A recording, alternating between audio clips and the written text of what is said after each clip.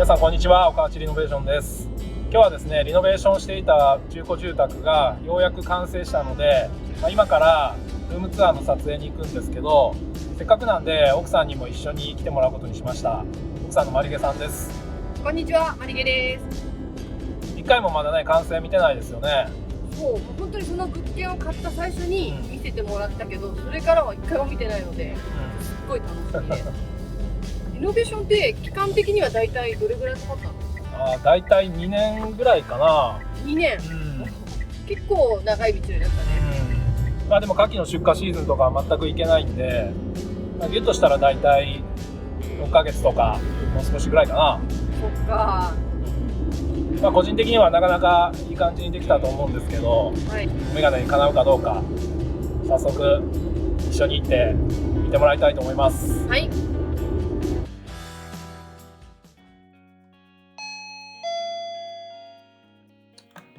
はい、どうぞ。お邪魔します。おお、すごい可愛い。広いね。なんか私が最初に見た時はすごく和風の建築物だったので、かなり洋風にイメージチェンジした。この壁の風合いがすごいいいね。これはね、漆喰を塗りました。あ、そうなんだ。なんで漆喰にしたの？漆喰は、調湿効果もあって自然素材なんで、玄関、調湿効果、湿気を出したり吸ったり出したりしてくれる、そういう効果があります。へえ。この玄関は前のまんまですか？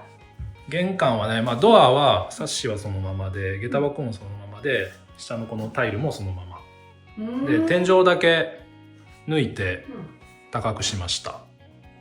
確かに天井すごい高い。開放感がすごく上がったと思います。あれ階段ってもともと手すりあったっけ？階段はね、手すりなかったんで新しく作りました。そうなんだ。そうだよね。これ結構急な階段だから、そう手すりがないとちょっとしんどいもんね。うわ、めちゃめちゃ変わったね。なんか扉色塗ったの？青く塗っただけです。確かになんか一見すると黒に見えるけど、よく見るとちょっとネイビーっぽくて可愛いね。ここはなんかディスプレイ棚的な感じですか？収納ですね。いろいろとこう見せながら荷物を収納できるように。高さがこれで変えられるの？そうです。高さが自由に変えられます。なるほどね。結構玄関周りにちょこっと収納あると助かるよね。もともとはここ和室につながる扉があったんやけど、それはもういらないから潰して壁にして収納にしたっていう感じかな。こんなに変わるんだね。扉はこれはまた少し風合いがある足場板みたいな。そうですね。これは和室を解体した時の床、そのままドアにしました。そうなんだ。再利用したんだ。そうです。こういう古材ね、なかなか買おうと思ってもないんで、大事に置いときました。この奥がリビングですか？そうです。このなんか艶消しの取って可愛いね。じゃあちょっと行ってみます。じゃーん。おー、すごーい。広い。すごい広いな。かわいい。部屋はなんかどういう風に作ったんですか？ここは、手前がもともとリビングダイニングキッチンで、奥は和室だったんですけど、もう一部屋に、これもともと2部屋あったもんね。そうで一部屋にぶち抜いて、リビングダイニングキッチンにしました。広いでしょ？全然違う。広い。これかなり走れるね、子供たちが。この直線はもう大人も走っていいんだけど、この直線すごいね。お子さんがかけっこできる仕様になってます。こういう広いのがさ、子供好きだもんね。で冬はちょっと寒かったら、エアコンもついてるし、ここにこたつ置いて、リビングにしてもいいんだ。そうですね。いや、これ使い方想像したらテンション上がるだろうね。で後ろはバーンドアの収納。何ですか、バーンドアって？スリードです。初めて見たこのタイプ。結構軽く開けられるよ。軽いね。で、まあ、収納はもうそのまま昔のやつを使ってます。これはもともとお布団とかが置いてあったところだから、うん、すごく収納力が押し入れ、うん、いやー、これは2年かかるわだって全部壁も天井もやり替えてるもんね。床下もちゃんと防湿シートを敷いて、湿気が上に上がってこないようにで断熱もして、はい、冬寒くないようにしました。最初にこの家を見に来た時にやっぱりここが一番ちょっと湿気臭さがあって、ああ古い家なんだろうなっていう印象があったから、今は全然その匂いがなくて、いい香り。あ、てかこのよく見たらさ、このテーブルさ、曲がってるんだね。あ、斜めになってる。そう。これはまたどうして？これはあえて斜めにしたんですけど、ここを通りやすいようにこっちに避けたって感じ。こっちにね。すごい。でもそれがちょうどアクセントになって、なんかこうまっすぐだらけの空間に一つ斜めのものがあることで、ちょっと空間がこう歪められてアクセントになるっていうか。なるほど。なかなか結果的に良かったかなと思ってます。ここの家に住んだらこの机は据え付けで。そうです。配膳のカウンターとしても使えるように、キッチンで料理をして、でこっちでお皿を置いてそのまま盛り付けができるように。それはすごく大事な動線だよね。はい、料理した後にさ、パッと置けないとすごいストレスだもんね。そうそう。やっぱキッチンもこれ全部作り直したんだけど、もともとはねここの L のキッチンだったんだけど、ストレートにした分ちょっと狭くなってしまったんで、でまあ作業スペースを確保するために、こっちのテーブルを作ってで配膳してそのままご飯食べられるようにしました。でここは何でしょうか？パントリー。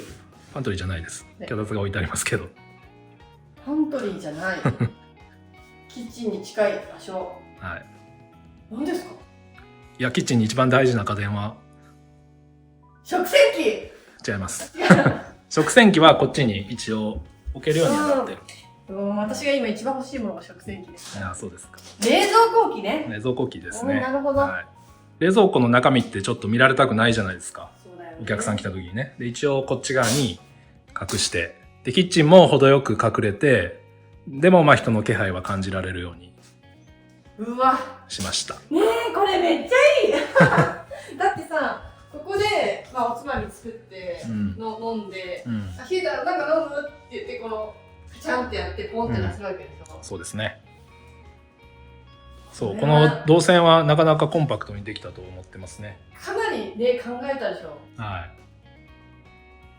すごい、これはちょっと人を家に呼んで飲みたくなる家だね。かなりパワフルな感じの。これなんていうんだっけ？これは換気扇。換気扇だ。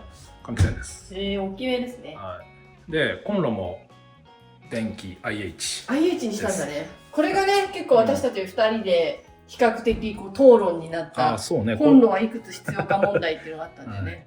ここだけはね、相談しましたね、そういえば。だから IH にしたから、もうオール電化になってます。オール電化。で、お風呂も電気。なるほど。だから電気だけ契約してもらったらもう全部生活ができる。そうなんだ。プロパンガスは契約いらない。なしで、はい、大丈夫です。ここにも飾り棚があるんだね。そうですね。これは牡蠣のイカダで使ってる足場板の古材材料です。私身長164センチあるんですけど、それで腰が疲れない感じだから、多分男性の方とかも使いやすいかな。ちょっとね、そう、ちょっと気持ち高めにしてますね。はい。なんかキッチン台よりちょっと5センチぐらい高いなっていう。最近はまあ女性も背が高くなってきてるし、で男性もね結構料理する家庭多いんで、背の低い方は申し訳ないけどちょっと踏み台使っていただくとかね。そうだね。そんな感じで。でもこんだけ広かったら踏み台置いても安定しておけそうです。でこの下はもう自由になんかこう棚を作ったり置いたり買っておいたりしてもらえれば。確かに結構収納入りそう。ここになんでバーつけたんですか？フライパンが引っ掛けれるようにだけ。でこういうところもお玉とかね、なんかフックできるのはつけといてあげないと、やっぱり壁をね穴開けるって入居者さんちょっとハードル高いんで、そこの最低限のとこだけやってます。なるほど。はい。ここおしゃれだね。この3つの異素材。このこれはプロにやってもらったんいや、ですか？これもね、自分でモルタル自分でやったの？作り、はい。いや、実はでもよく見るとあんまりデコボコだったりするんですけど、まあまあ味かなっていう感じで。あ、このちょっとラフな感じをまあそうそう、捉えるかどよしうか。とするかね。でものっぺりして綺麗すぎるよりも私はいいと思う。ちょっとな、ここの収まりがうまくいかなかったから、まあ本当はね、ここがモルタルぐらいが良かったんやけど、ちょっと場所的にできなくところがあって。いや、素敵ですわ。ここにスイッチ系が全部変わってるんだね。はい、お風呂と玄関と、これはキッチンのライティングレールのなるほどスイッチです。ライティングレールのスイッチね、勝手口につけとけばよかったんやけど、これはちょっと、これが一番のミスですよね。ここ？ここに玄関のその外の電気しかスイッチつけてなくて、これはちょっとミスりました。裏の勝手口もあるんだね。基本的にはもう出入りは勝手口から出入りしてもらえる感じかな。カーポートに入れてもらって。そう思う。駐車場止めて買い物とか重いからどさってここ置いて、そうですね。電話が楽だよね。はい。いやー、すごい明るい印象になったの。もうすごい屋根が高くなって。この空間なんか贅沢ですね。ここ何に使おうかなって感じ。まあ第二のリビングっていう感じかな。まあお子さんのいる家庭だったらここに勉強机を置いたりしてもいいかなと思ってます。リビング学習っていいっていうからね。それはすごくイメージつくかも。なんかここでご飯お母さん作ってて、お子さんここで勉強してもいいし、自分もね、教科書受ける場所あって、そうできたよ。ねえ、すごいいいと思うよ。ありがとうございます。私がこの家に住みたいよ。結構さ、なんか見てて思ったのがさ、めちゃめちゃコンセント充実してるね。あ、そうね。普通こんなになく、かなり増やしたかな。まあこれもうちの親戚の電気工事のおじさんにやってもらいましたんで。そうだよね。おじさんいつも本当に不便がないようによく考えてくれるから。よく考えてやってくれるから。うちも一回もブレーカー落ちたこともないし。1、2、ここにもあって、ここにもあって、すごいな、一部屋でこんだけあったら。で、ここのキッチンのここにもありますよ。下。あ、ここにもあるの？で、ここに穴が開いてて、あ、ホットプレートとか。そう、ホットプレートとかトースターとかここに置いたりとかもできるようになってますよ。すごい。それいいね。朝たこ焼き焼いたり、ホットケーキ焼いたりとかね。焼肉したりとか。で、まあ家族が少なかったらここにね電子レンジとか置いて、もうそこにずっと据え付け、炊飯器もここに据え付けてもいいかもしれない。いいね、炊飯器、コーヒーメーカーとトースターと置いて、もうご夫婦2人で朝食セットもできるわけだ。そうです。なるほど。あとなんかおすすめしておきたいポイント大丈夫ですか？どうかな？網羅できました。そう、まあ基本的には自宅の仕様をこっちにそのまま移植したような感じ。45番とまあこういったアングルで角を押さえてインダストリアル系みたいな、そんな感じですね、テイストは。そうだね。これで隠してあると、まあ目隠しにもなるし、子供をね使った時に多少。まあ多少ね。床はプロの方にお願いしたんですよね。いや床は自分でやりました。ここは床自分でやったの？シロアリが食ってたところの補修は大工さんにやってもらって、あと水道と電気の工事、資格がないとできないやつは。プロの業者さんにやってもらった。こっちの水回り見てみていいですか？じゃあ手前のトイレからどうぞ。はい。よし、じゃあトイレオープン。ダバーン。じゃーん。おー、明るいね。まあ白くペンキ塗りして、古材風のタイル張りです。へえ。あ、これ何ですかこれ？これはトイレットペーパーのストックを置くとこ、入れるとこ。あ、入れられるんだね。あ、これいいね。うちがねストックがなくてね、結構そうね、切れちゃうことがあるからあるといいよね。これはもともとのものを再利用して、で上に杉の古材で作り直してリメイクしました。これ艶消しの何かブラックで塗装したんですか？そうです。ここにタオルを置いてかけてもらって、で上は換気扇を新しくつけて古材を貼ったと。なるほど。で奥がお風呂です。あ、ここにお風呂があるんだ。楽しみ。でだーん。おお。広いちゃんと洗濯機を置く場所もあって、うん、我が家の失敗したというかちょっと後悔が残ってるところをちゃんとこっちでリカバリーしてますね例えばこの洗面台がね、うん、うちはこういう陶器じゃなかったから少しこう水滴がつきやすかったんだけど、目立ちやすいね。これすごく掃除しやすいからいい。まあこれも一から作りました。でお風呂はそのまま、もう新しいのが割と新しいのが入ってたんでそのままです。これピンクです。入居者さんに伝わるように、結構深いねこのお風呂。あ、そうね。ギリギリ足伸ばせます。これね、伸ばせるのはね贅沢だからね、お風呂ね大事だよね。水回りも、ブルーで統一されてて爽やかですね。じゃあ2階行きます。2回見させてもらおうかな。どうぞ。はい。このじゃあちょっと手すりを。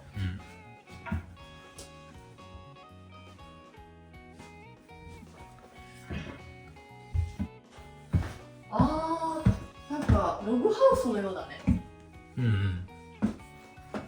私前に見た時結構狭い部屋っていう印象があったんだけど、こうやって天井を抜くと空間がすごく広く感じて、広く見えるね。あっちの部屋と比べてこっちはもう針とかを塗らずにそのまましていて、であっちの部屋は全部白く塗ってある。そうなんですか。その対比だ、まあこっちが男性的であっちはちょっと女性的な感じ。雰囲気を変えたんだね。で一応収納もちょこっと、結構奥行きがあるね。収納はね、まあちょっと少ないんだけど、まあ洋服とかはハンガーとかを買ってもらって、外に置いてもらうような感じかな。そうそう。収納がね、あんまり多すぎると物がどんどん増えちゃうっていうのもあるから。この部屋の扉はなんかグリーンっぽいですか？それはいやマットブラック。ブラックなんだね。ですね。光のおかげでちょっと深緑に見えた。ここかちょっと可愛いね。障子の木枠で格子を作りました。そうなんだ。飾り作ったんだ。これガラスなんでこのままねバリンって割ってしまったら危ないから。そう。なるほどね。格子をつけて。じゃあこの部屋見てみます。はいはい。本当だ。さっきの部屋と違って梁が白く塗った。広く感じるな。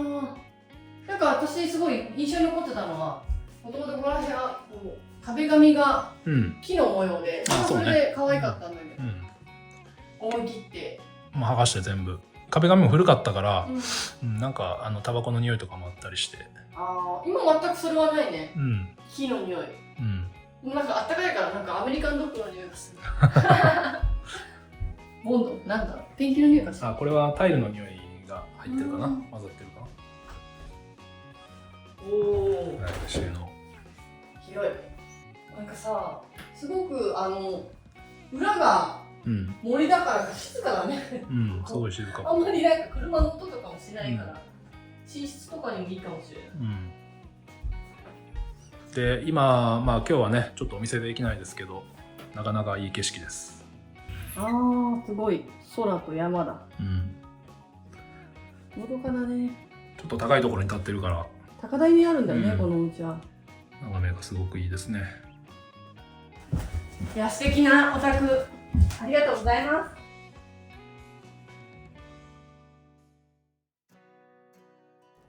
この家は費用はどれぐらいかかったの？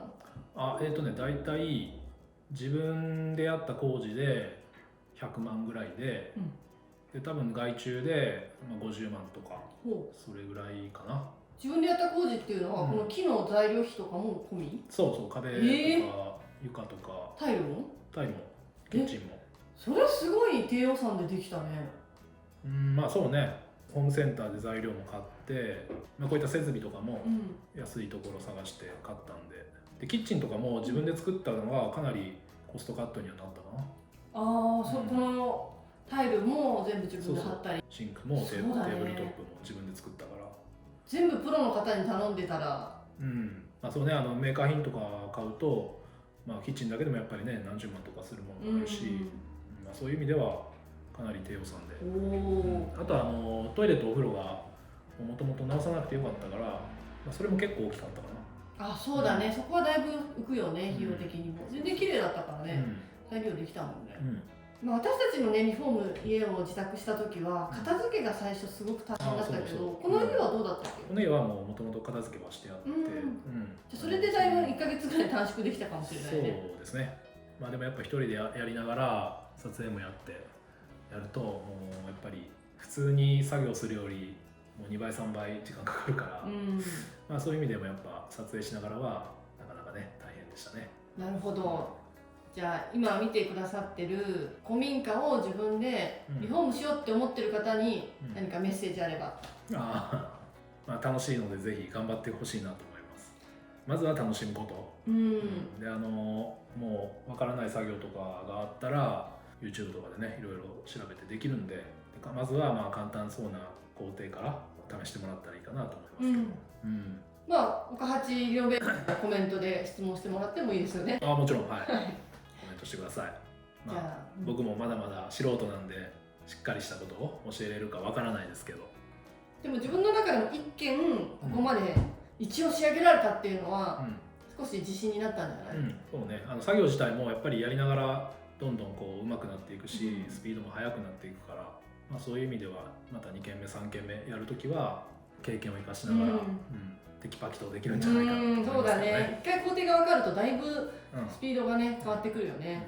で道具もやっぱりその都度いろいろ揃えていって、で道具を買うとやっぱり作業も速くなるし。確かにみんな結構最初道具を揃えるのがね、少しハードルが高く感じるよね。それはどうしたらいい？まあ自分がやりたい作業に必要な工具を調べて、でそれを買えばいいと。なるほどね。やっぱり道具を買うってことは便利さとか時間とかそれを買うっていうことなんで、時間がある人は道具に頼らず、頼らずっていうのも完璧に頼らないのは無理だけど、なるべくお金をかけずに時間をかけてやるのもいいし、あんまり時間のない人はそうやって道具とかを買ったりして、ポイントによっては外注をしたりして時間短縮をしていく、そういう考え方が、今言ってたようにどうしても外注で頼まなきゃいけない部分ってあると思うんだけど、それは具体的にはどういうところになる？まずは電気工事と水道工事、そこはもう資格がないとできないんで、そこはもう絶対に業者さんに任せた方がいいですね。本当に電気とかね、下手したら火事になったりとか、水道も水漏れしたりすると取り返しのつかないことになるんで、そこはもう最初からプロにお任せするという前提で計画した方がいいと思いますね。わかりました。